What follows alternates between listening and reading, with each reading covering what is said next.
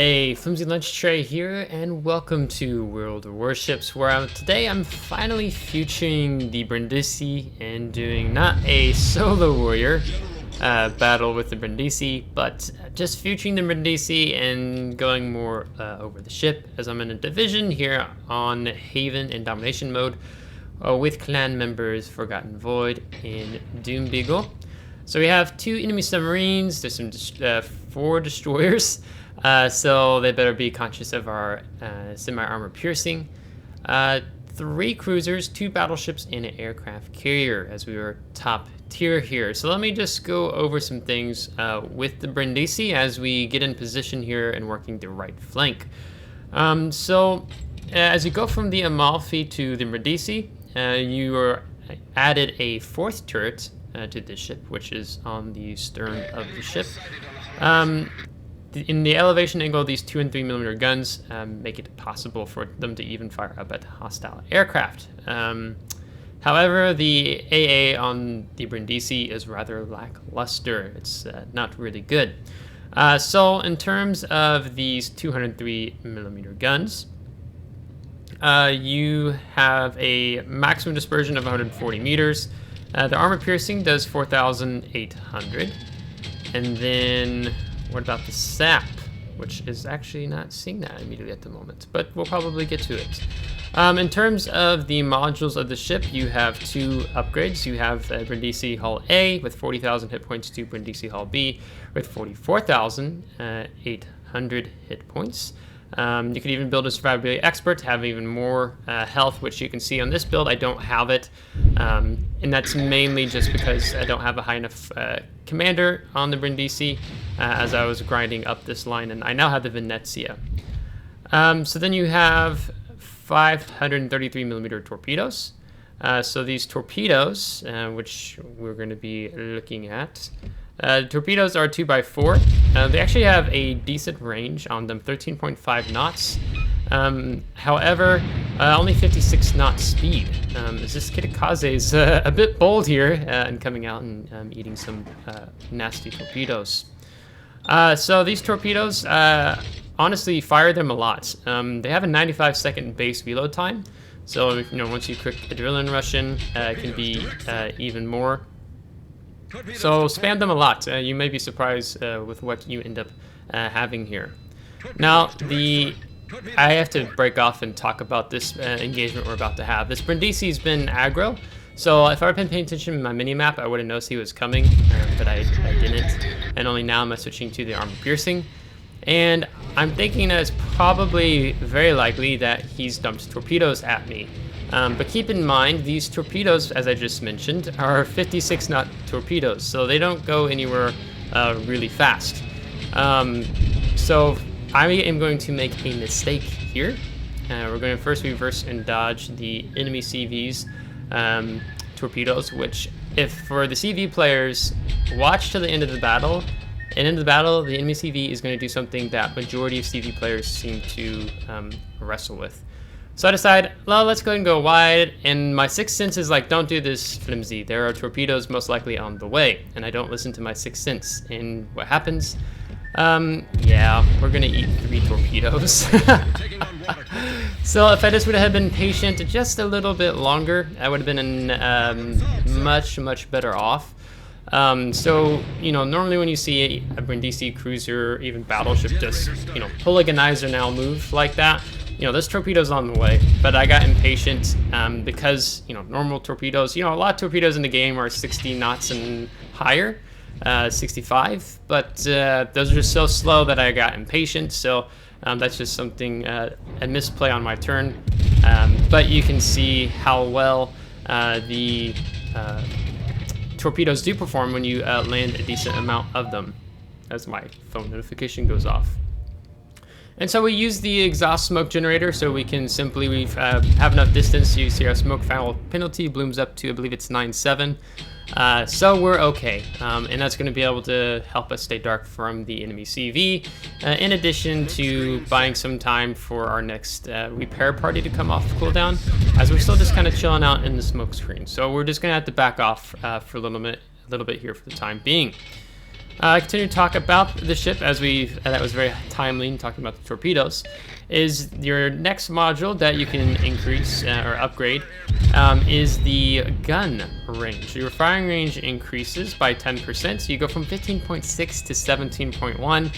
And you can see I popped the spotter plane, so we're getting all the way up to 20.6 kilometers, just because the Brindisi's sailing away. So using our torpedoes. Like I said, keep spamming them. The Titan's pushing in. He might come around the corner, he might not, don't know. But just spam the torpedoes a lot. You only have a 95-second reload time, and with the Adrenaline Rush, a lot faster. So we're going to keep kiting away here, and with the speed of Brindisi, you can do this relatively well. Maximum speed of 36.7 knots before you take something like the ceramic flag. Combat signal to get that additional speed in. So this ship is just great, and I really have to say that Brindisi is my favorite, I don't know if I want to say favorite tier 9 tech tree ship. Maybe I do say that, but she's been my most favorite tier 9 tech tree ship cruiser to grind in World of Warships.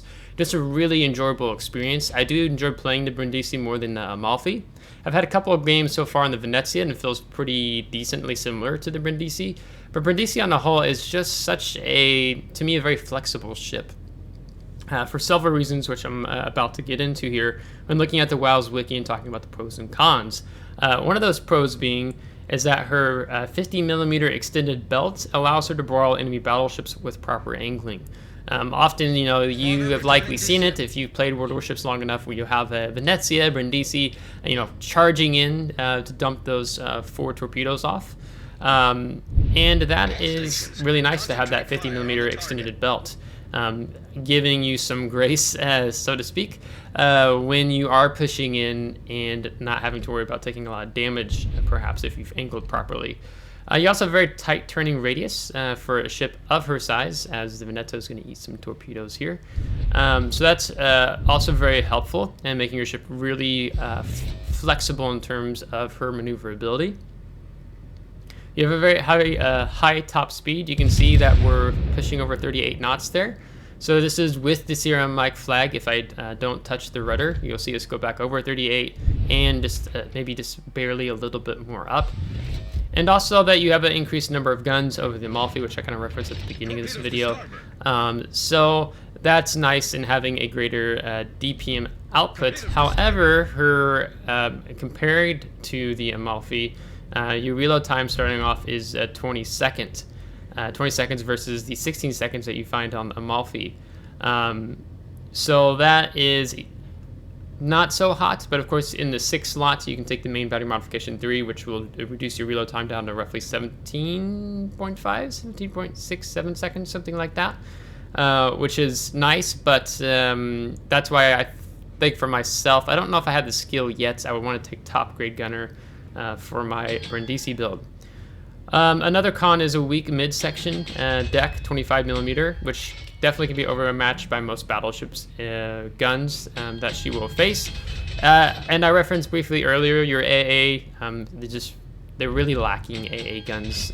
You do not play this cruiser for the AA.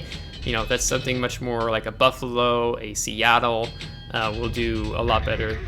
As an example, even Neptune as well compared to the Brindisi.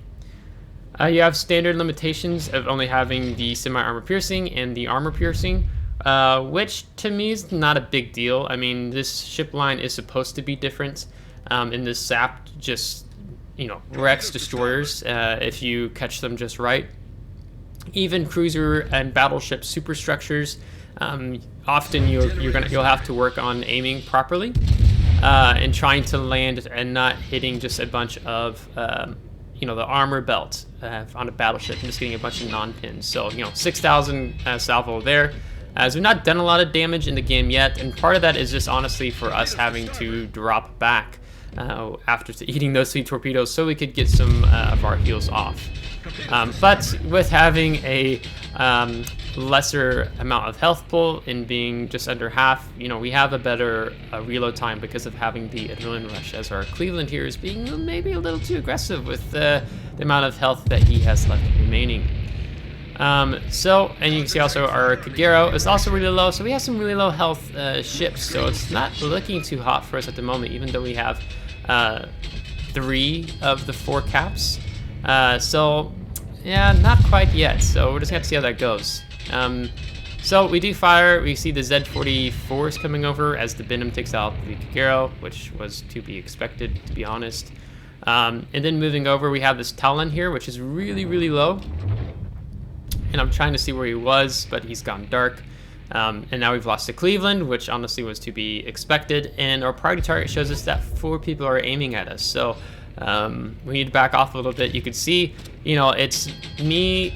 I'm the only really notable surface ship because we still have 2 destroyers and 2 submarines alive. And then our aircraft carrier, of course, is further back. So a bit tricky here. So I'm going to try to chill out here and see if our Shikaku picks up the Talon, which has since positioned more behind this island. So I'm going to pop the M key, the map key, because I want to see if I can sneak over and get a better idea where he is, and using the mini map there to get salvo off. But unfortunately, we don't go quite over. Again, we're going to bring our guns back, hoping that one of our submarines will be able to get the spotting. And now, you know, these shell arcs are pretty relatively flat. You don't have something more like a Worcester or Des Moines would have. So that's not really good. I'm communicating with Doom that I'm really conscious about where the Z44 kid might be. So I'm going to try to push up with him, one, to get a shot off on the Talon, which Void picks off. But secondly, I would like to try to be the first person to get around the corner and spotting where the kid or Z44 may be, and trying to get our CV to do a flyover here, see where they're at. So he gives a affirmative, so that's fantastic, and just being able to communicate with our CV player here. So still not looking too good, even though the points difference isn't that large, you know, just over 30 points. So we're hugging here. We were detected a little bit ago, so I'm like, maybe there could be torpedoes on the way. So let's just like slow down here. And there were torpedoes, so our sixth sense worked properly for us this time. I've just learned that usually before you cross out an island, if you were detected, it's better if you probably just slow down, wait before you come out. So Z44 has moved up, but then there's the kid on the mini-map, so I'm slightly slow to respawn there. And unfortunately, Doom will not end up surviving this as the kid decided to go wide, so good for him. But I know I'll be able to see the kid once I get around the corner of this island. And with SAP 4800, and we're going to pursue him. We're going to get the rear turrets off, and another 2200. And I'm assuming he probably still has his torpedoes, I'm going to go ahead and dump my torpedoes because I expect him to kind of go back there. And even if I decided for some reason to use the exhaust smoke generator here, because of my gun firing penalty bloom, the kid would still light me. So we're just going to keep guns quiet for the moment. And we're going to pop our spotter plane. Maybe we'll catch the kid by surprise as we lose Void and the Schultz from the Z44. So that's a 3 versus 7, if I'm doing math correct. Yes, 3 versus 7. So hang in there, kids. This is the Brindisi. She is a very capable ship. Don't give up hope just yet. So there's the kid. So our spotter plane did pick him up, which is great. So we are going to get all 4 guns on target here. It took over another 5k off of the kid. Kid has heals, so he's probably likely to get some heals popped off here as well. And here he goes to turn left like that, so that tells me he's definitely firing torpedoes at me. As you can see, my priority target just flashed. I went from detected, 1 detected, 1 detected. So that tells me, yeah, he's definitely fired the torpedoes. As we finally pick up our first kill. So we turned in, we killed the throttle, and then I'm going to simply turn off to the right here, and the torpedoes, there they are harmlessly going to pass us by. So now a 2 versus 6, as we take some shots at the enemy Venom here. My goal is to move up as quickly as possible to get onto the B cap, as I missed where we lost our submarine. So you see those AU-190 was in F2, so I'm not sure if he's drawn closer since. It seems like it because I am detected. I don't believe it's from the Venom or the Z44, and I don't think it was necessarily the planes that were detecting us right off the bat there. And yes, there's the submarines. So what are we going to do? We see a submarine. We're going to put the island between us and the submarine. So if he has fired any torpedoes, I am simply just going to go behind the island here. And I'm not concerned with using my damage control party yet either. It doesn't feel needed. And then if the sub did fire any torpedoes, I should just be impacting the island by now. So no real threat there in that regard. And we're dark, so until Spin'em possibly comes around the corner here. So we're going to turn in. We're going to hug this island sharp.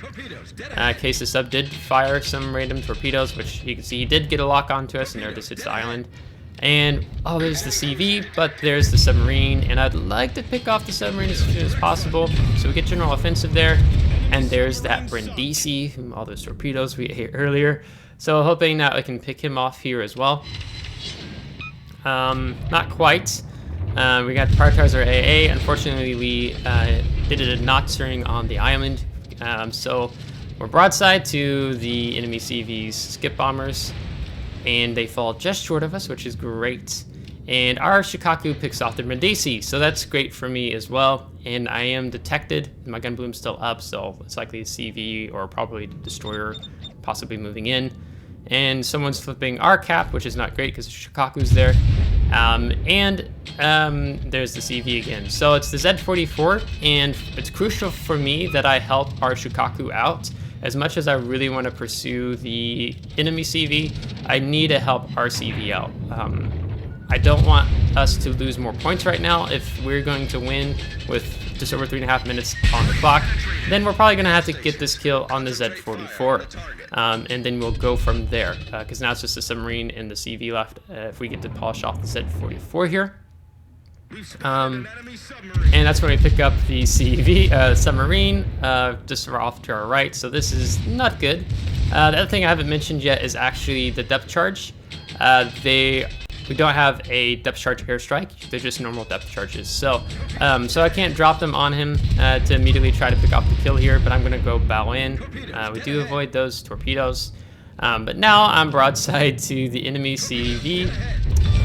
And there's this torps coming from the sub, so we're going to eat 2.